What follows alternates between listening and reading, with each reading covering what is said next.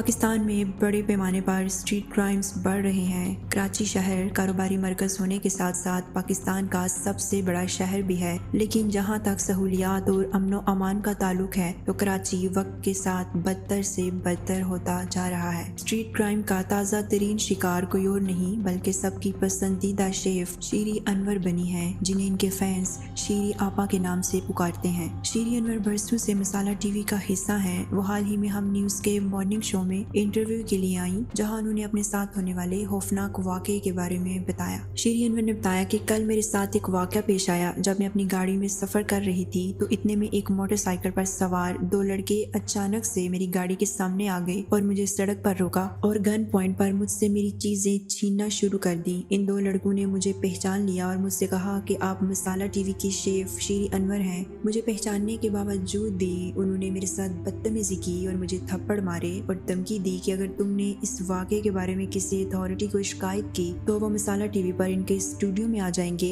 और इन लोगों ने मुझे जान से मारने की धमकी देते हुए कहा कि अगर पुलिस को बताया तो तुम्हारा सर कलम कर देंगे। शीरी अनवर कहते हैं कि इस वाक़े के बाद मैं बहुत डर गई हूँ। अब तो मेरी गाड़ी के सामने से भी कोई गुजर जाए तो मैं खौफजदा हो जाती हूँ। अभी जब मैं चैनल पर प्रोग्राम के लिए आ रही थी तो तब भी मेरे जहन में यही ख्याल था कि कहीं मेरे साथ दोबारा वही वाक़या पेश ना आ जाए। और उन्होंने लिटरली वो मुझे पहचानने लगे।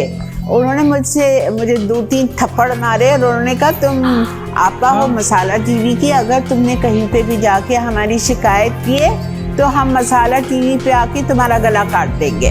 मैं अभी भी लिटरली वो सोच के मैं कांप रही हूँ कि मतलब आप कैसा, आपके मेरे तो सामने से अगर कोई बाइक पे 2 या 3 लड़के गुजरते हैं तो मैं लिटरली कांपने लगती हूँ।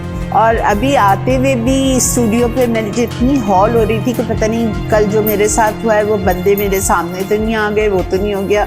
It's so scary, I can't tell you.